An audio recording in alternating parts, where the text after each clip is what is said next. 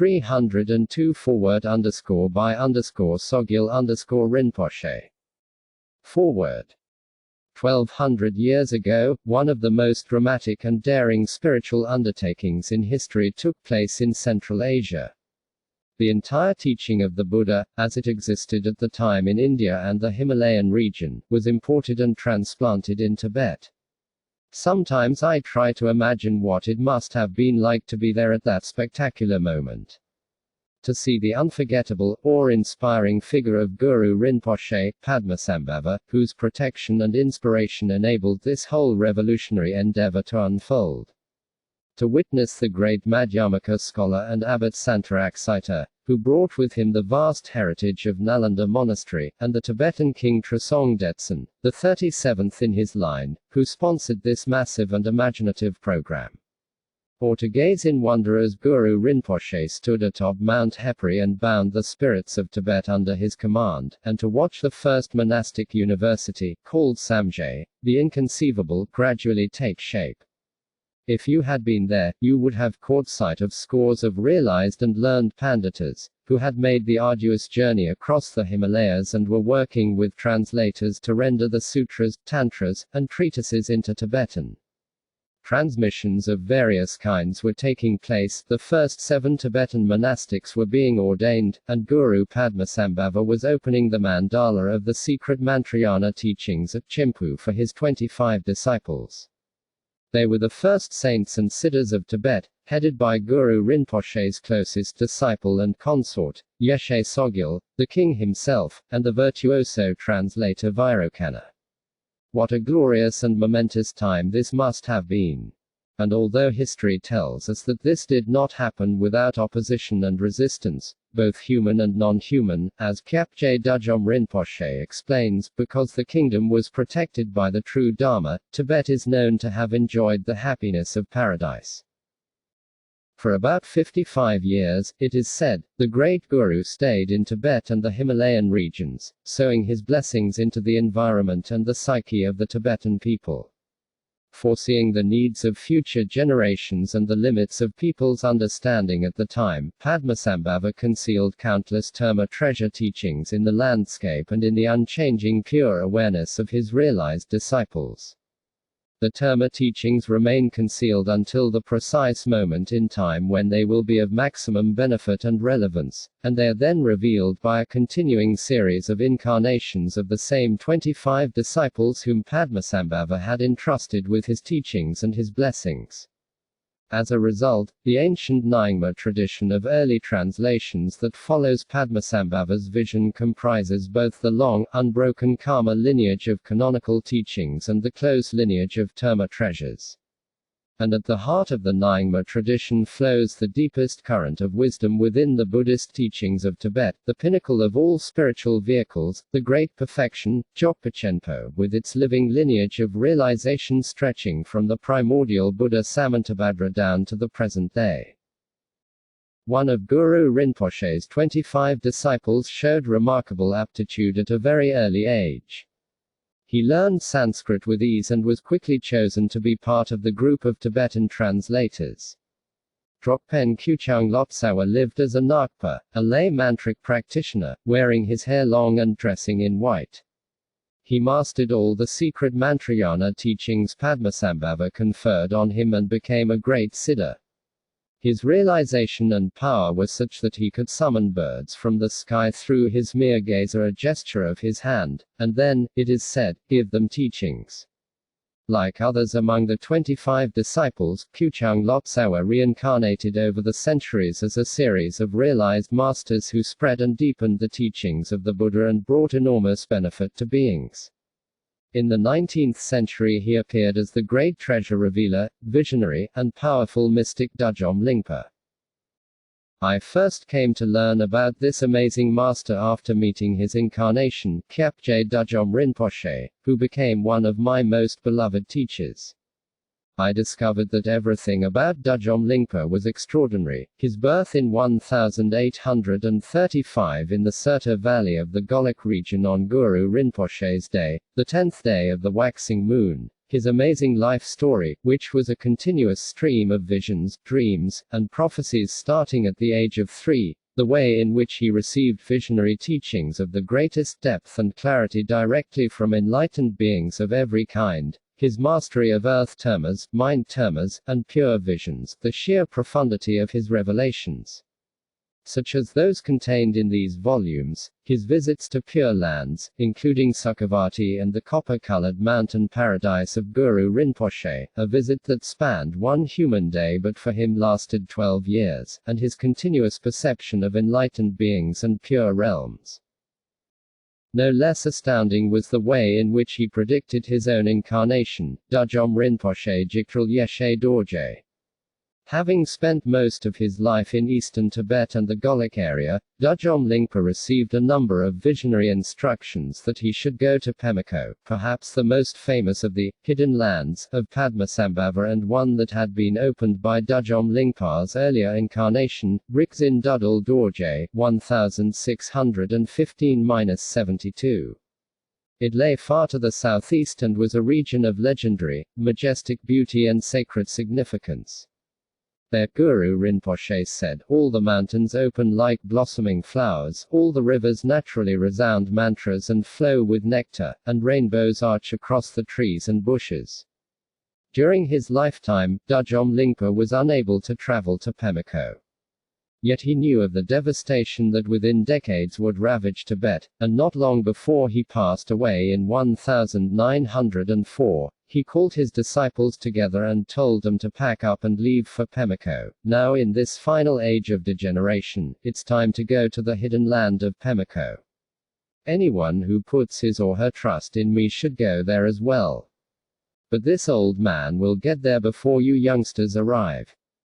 Just as he predicted, when his disciples eventually made their way to Pemako, they discovered a 3-year-old child who called them by name, spoke not in the local language but in the Golok dialect, and had already asked his parents to prepare for a party of guests.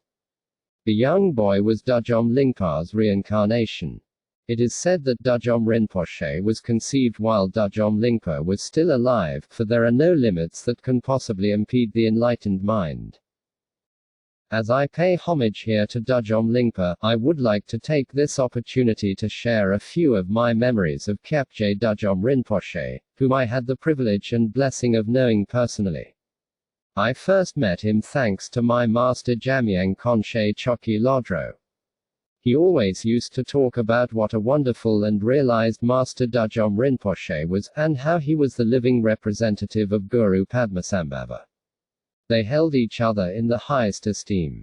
In Lhasa, where they met in the 1950s, Düdjom Rinpoche confided to Trulshik Rinpoche that he considered Jamyang Konshe the holiest master they could ever hope to find.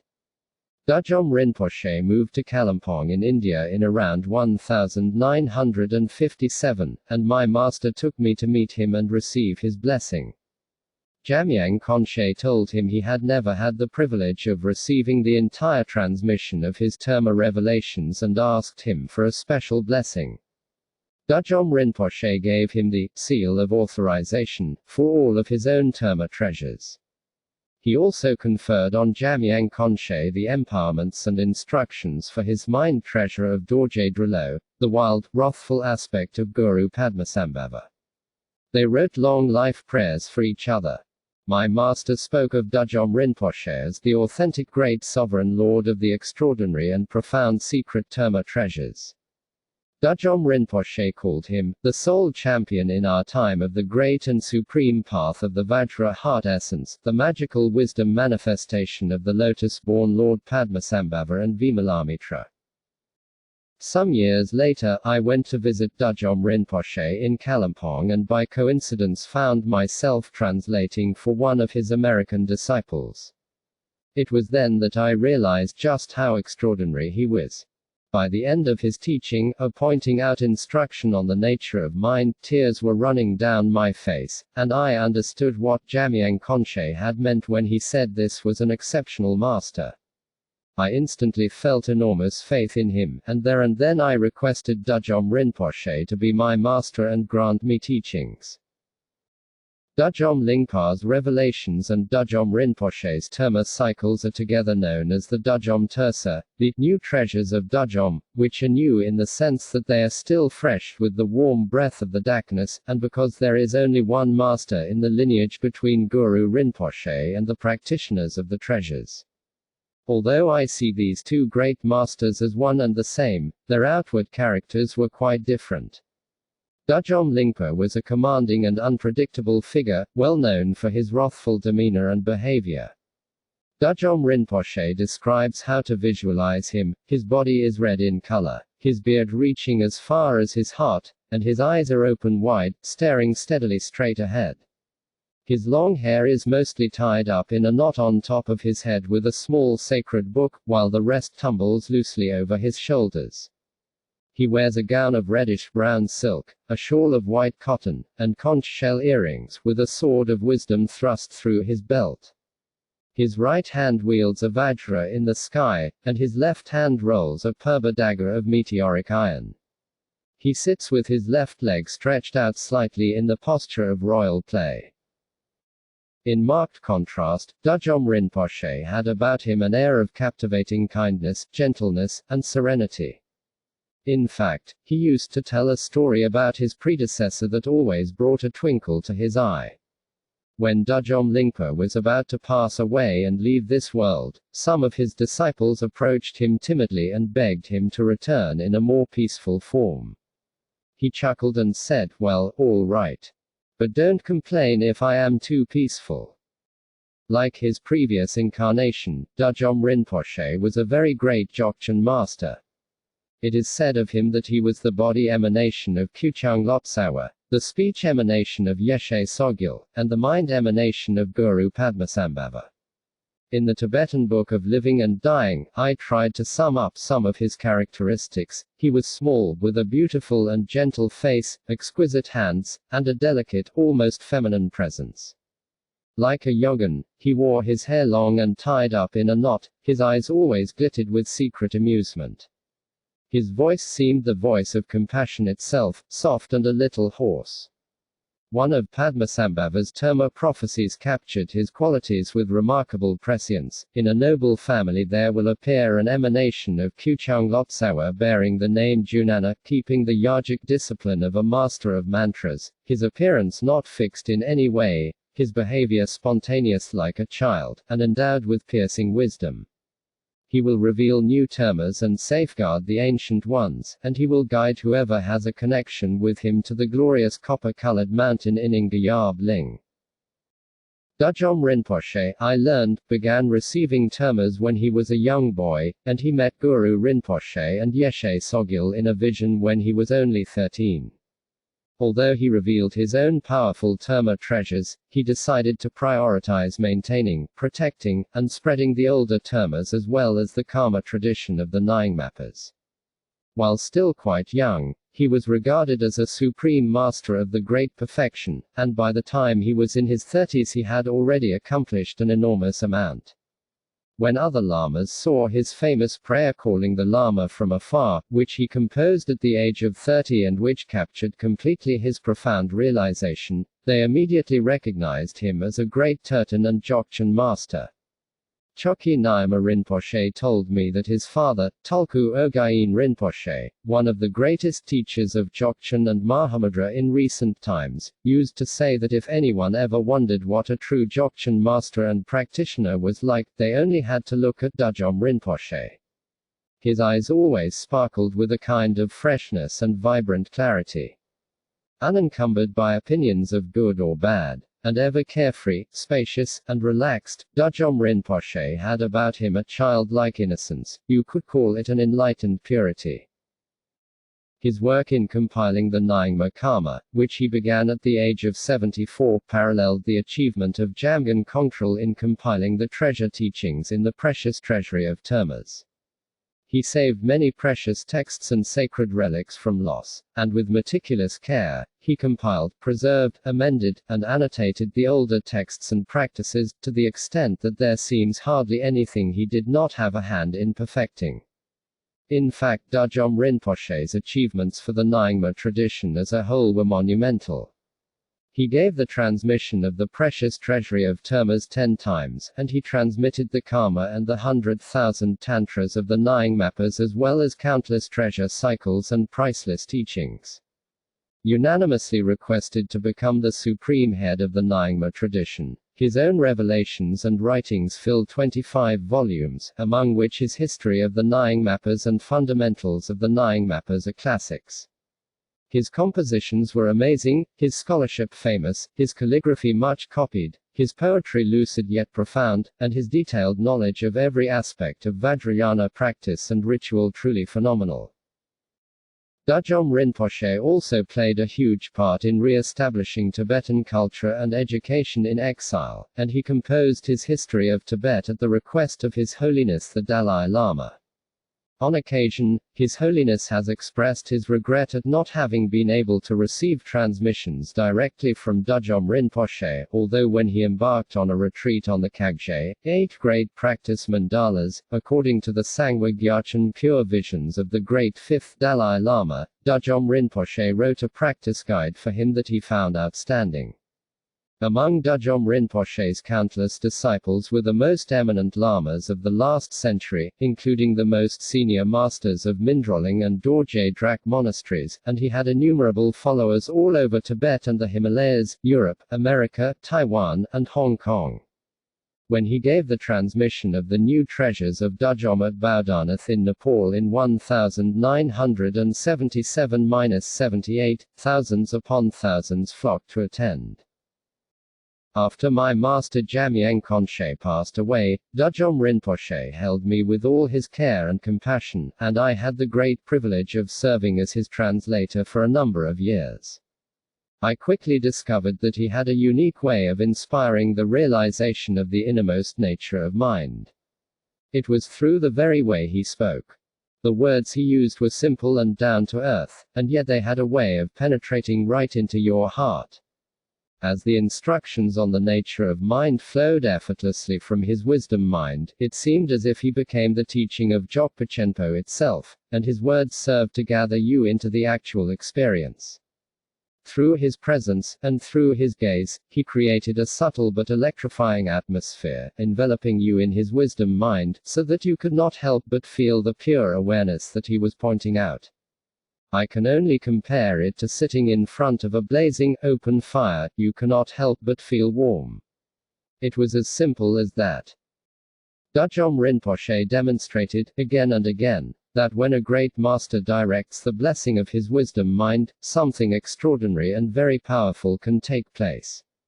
All your ordinary thoughts and thinking are disarmed, and you arrive face to face with the deeper nature, the original face, of your own mind. In Düdjom Rinpoche's words, all the stirrings of discursive thoughts melt, dissolve, and slip into the expanse of Rigpa, your pure awareness, which is like a cloudless sky. All the power and strength is lost to the Rigpa awareness. At that moment everything drops, a completely different dimension opens up, and you glimpse the sky-like nature of mind. With Düdjom Rinpoche I came to understand that what the Master does, through the power and blessing of his realization, is to make the naked truth of the teaching come alive in you, connecting you to your Buddha nature. And you recognize, in a blaze of gratitude, that there is not, and could never be, any separation between the Master's wisdom mind and the nature of your own mind. Düdjom Rinpoche said just this in his Calling the Lama from Afar. Since pure awareness of knownness is the real Buddha. In openness and contentment I found the Lama in my heart. When we realize this unending natural mind is the very nature of the Lama, then there is no need for attached, grasping, or weeping prayers or artificial complaints.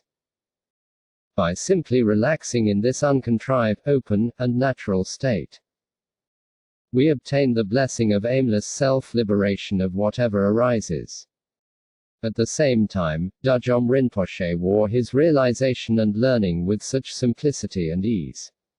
I sometimes felt that his outward appearance was so subtle and understated that it would have been easy for a newcomer to miss who he really was.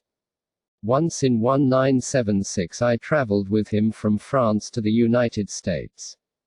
I shall never forget that flight for as long as I live. Düdjom Rinpoche was always very humble, but now and then he would say something that betrayed what an incredible master he was. At one point I was sitting next to him and he was gazing out the window at the Atlantic Ocean when he said quietly, "May I bless all those I fly over, all the beings living in the ocean down below." It was the way he said it that struck me and sent a shiver down my spine. I could feel that there was simply no question. He actually did possess the power to bless and relieve the suffering of countless living beings. And beyond any shadow of doubt, there and then, they were receiving his blessing. In that moment I realized what a great master he was, and not just a master, but a Buddha. To tell the truth, even now, 30 years or so since he left this world, Düdjom Rinpoche's greatness still continues to dawn on me, day after day. The gratitude I feel toward him is boundless, and not a day goes by when I do not think of his words. Having purified the great delusion, the heart's darkness, the radiant light of the unobscured sun continuously rises. This good fortune is the kindness of the Lama, our only father and mother. Lama of unrepairable kindness, I only remember you. I must also mark my gratitude to Düdjom Rinpoche's spiritual wife, Sangyam Kushok Riksin Wangmo, who was one of the greatest Dakinis I have ever known. She played a unique and crucial role in Rinpoche's life. With her extraordinary love, care, and magnetic charm, she provided the perfect environment for Rinpoche, so that the teachings and revelations could pour from his wisdom mind. She lengthened his life and enabled him to stay among us for as long as he did, longer in fact than had been predicted by his masters, so as to teach, guide, and bless so many disciples and benefit countless sentient beings. Not only do I have the greatest devotion and respect for her but also a deep feeling of love, and I feel honored that both she and Rinpoche made me truly feel like part of their family. How impossible it seems to try to measure in words the qualities and realization of masters like Düdjom Lingpa and Düdjom Rinpoche. Even the contributions to the future of the Dharma, I feel, are fathomless and not widely known. The longer I live, the more convinced I am that the Dzogchen teachings have enormous potential at this time to touch and awaken people all over the world, people from any country and any kind of background. I have heard a number of prophecies about these teachings and how powerful, transformative, and relevant they are at critical points in our history, at times such as this. One prophecy says, in this dark age, the heart essence of Samantabhadra will blaze like fire. If these predictions are to come true, I know it will have a lot to do with the two great masters Düdjom Lingpa and Düdjom Rinpoche and their epic contributions to the Dharma, to sentient beings, and to the world. Just look at the impact of their work. Düdjom Lingpa's prolific treasures have spread all over Tibet, east and west, the Himalayan lands like Bhutan, and now the Western world as well. His revelations, edited by Düdjom Rinpoche himself, fill 20 large volumes. Then, Düdjom Lingpa's 8 sons were all incarnations of great masters, perhaps the most renowned being Jigme Tenpe Nyama, the third Dodrupchen Rinpoche, who was my master Jamyang Konshe's root Lama, and whose writings on Dzogchen are treasured by H. the Dalai Lama. Düdjom Lingpa's daughters were considered to be Dakinis. It was not only his children who were exceptional but his students as well. In the prayer that Düdjom Rinpoche composed celebrating Düdjom Lingpa's extraordinary life story, there is this verse. Your 8 sons, holders of the family line, were the 8 great bodhisattvas. 13 supreme disciples accomplished the body of light. And 1,000 attained the stage of Vidyadhara. To you, who established this victorious line of realized beings, I pray. 13 of Düdjom Lingpa's disciples attained the rainbow body, and in his prophecies Düdjom Lingpa was told that 100 might even attain the great transference rainbow body. As Düdjom Rinpoche wrote, in this precious lineage of ours, this is not just ancient history. For today, just as in the past, there are those who through the paths of Trikcho and Toggle have attained the final realization and have dissolved the gross material bodies into rainbow bodies of radiant light. In his history, he wrote, it is impossible to estimate the number of those who passed into the rainbow body by following the paths of the profound treasures of the great perfection, and he lists a number of those who attained the rainbow body, including the father of my own tutor Lama Gyatrak, a simple man called Sonam Namgyal whose body dissolved into light, leaving nothing behind but his nails and hair. These were offered to Jamyang Konshe, who verified it as an actual case of a rainbow body. Even today we continue to hear of instances of the rainbow body, for example the well-known case of Khenpo Arko in eastern Tibet in 1998. There is a story about Düdjom Lingpa that I find fascinating. In the mid-1850s he had a dream in which he was given a conch shell and asked to blow it in each of the 4 directions. The loudest sound was in the west, and he was told in the dream that this was a sign that disciples particularly suited to him were to be found in the western regions where his renown would spread and where he would have countless followers in the future. Something uncannily similar happened to Düdjom Rinpoche, and he told us the story many years later, in France. One of the lamas who had traveled to Pemako to find Düdjom Lingpa's incarnation was Ling Lama or Gyen Choja Gyatso, an accomplished Dzogchen master who had been a disciple of Patrul Rinpoche before becoming a close student of Düdjom Lingpa. He was one of Düdjom Rinpoche's first teachers.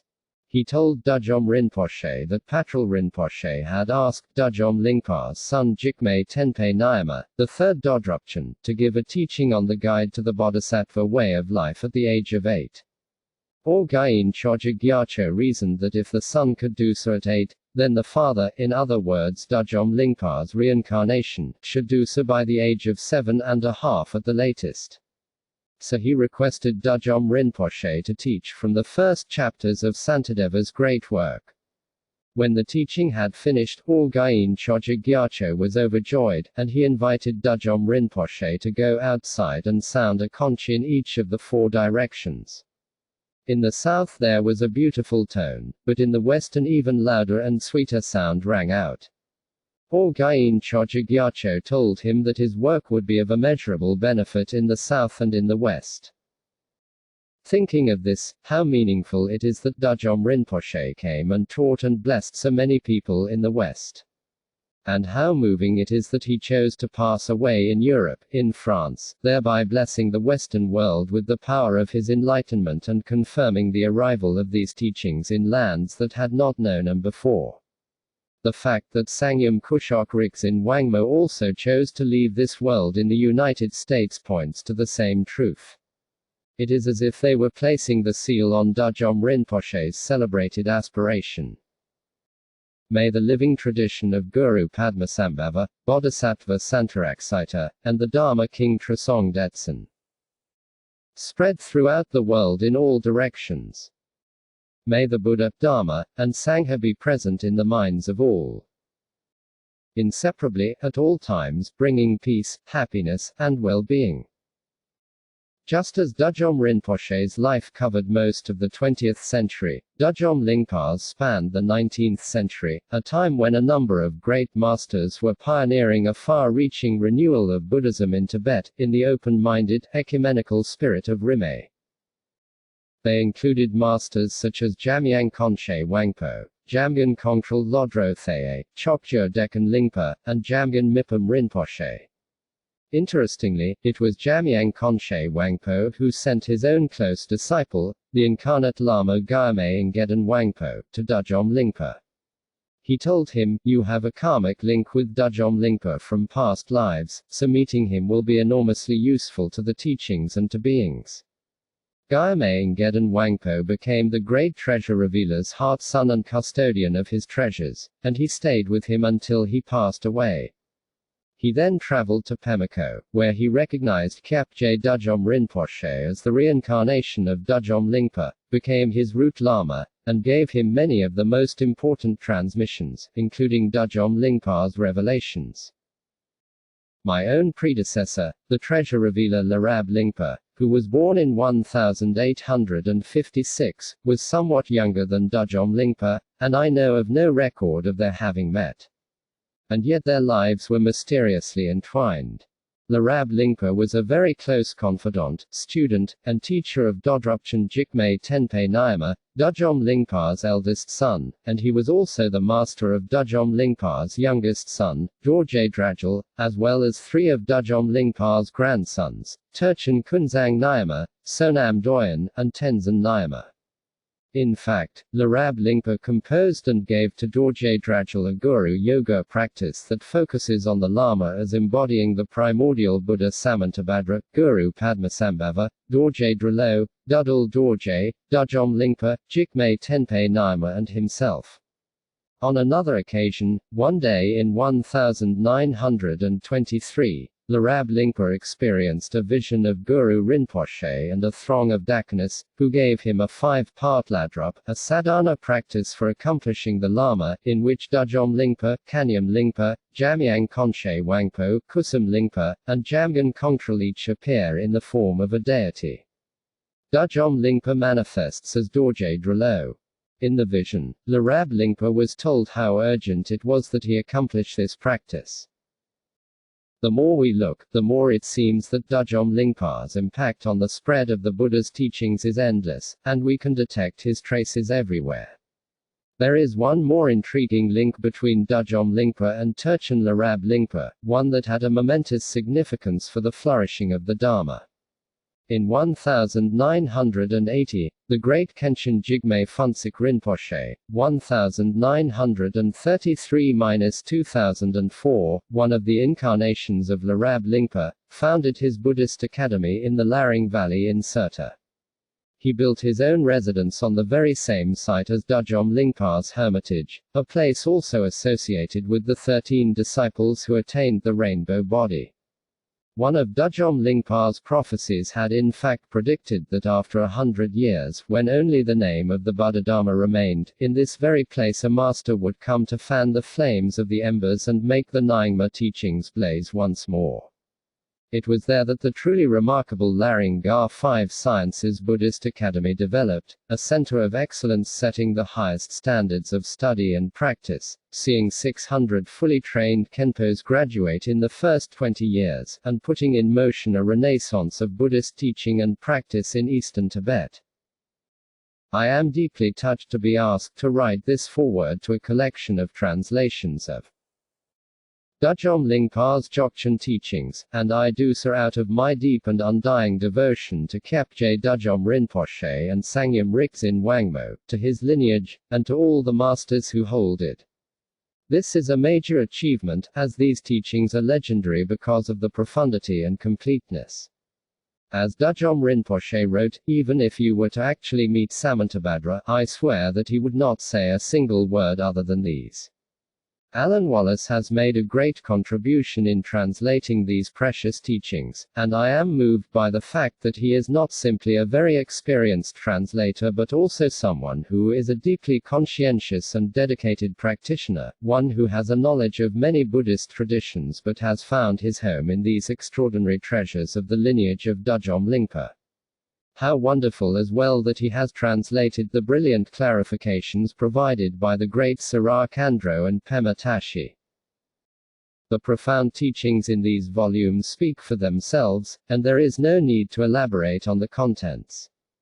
But to highlight a few crucial points, I believe that the teachings of Dzogchen Chenpo need to be approached with great care, reverence, and maturity. First, we need to recognize just how rare, how precious, and how deep they are, as they actually possess the capacity to bring realization and even liberation in one lifetime. As Düdjom Rinpoche wrote, don't throw away such a precious jewel as this and then look around for semi-precious stones. Now that you have had such great good fortune as to have met this profound teaching, the very heartblood of the Dakinis, your mind should be uplifted and you should practice with tremendous inspiration and joy.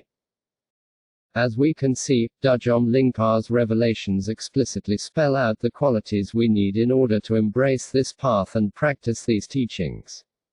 They include devotion and pure perception, trust and faith, a keen understanding of impermanence and cause and effect, contentment and disenchantment with mundane distractions, compassion and bodhisattva motivation, honesty and courage, commitment and single-minded enthusiasm, and the ability to see the appearances of this life as dreamlike and integrate the practice into everyday life.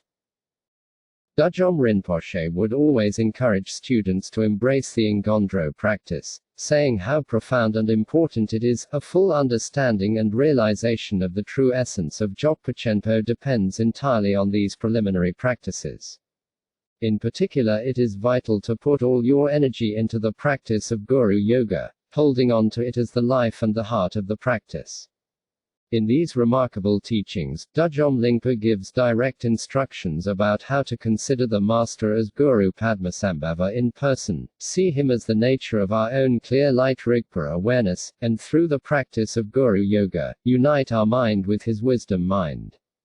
By merging your mind with his, he says, you will experience the non-conceptual primordial consciousness of ultimate reality, and extraordinary realizations will arise in your mind stream. And so I encourage you from the bottom of my heart, if you have not already done so, to seek out qualified lamas of this lineage and receive the necessary empowerments, oral transmissions, and instructions for these sacred and profound teachings so that you can put them into practice and proceed along the sublime path of Dzogchen Chenpo. It is our great good fortune that the new treasure lineage of Düdjom Lingpa and Düdjom Rinpoche thrives today, thanks to the kindness and enlightened vision of their own incarnations, their family lineages, and the masters who hold these precious teachings, allowing them to resound all over the world. The prophecy of the conch shell is playing out before our very eyes.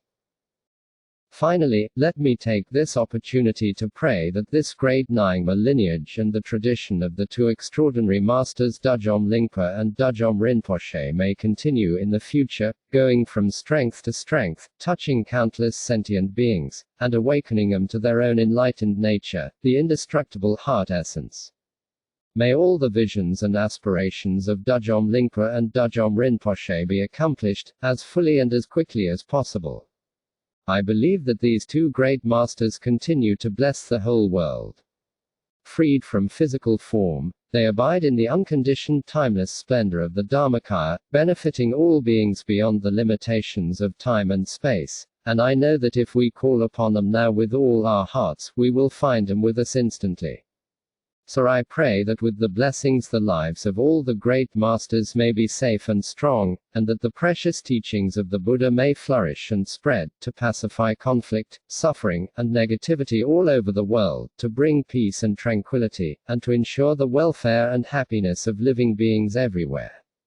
And may all of us who are striving to follow and practice the sublime teachings of the clear light Dzogchen Chenpo progress in our realization, overcome all obstacles, and finally seize the stronghold of Samantabhadra. Sogyal Rinpoche.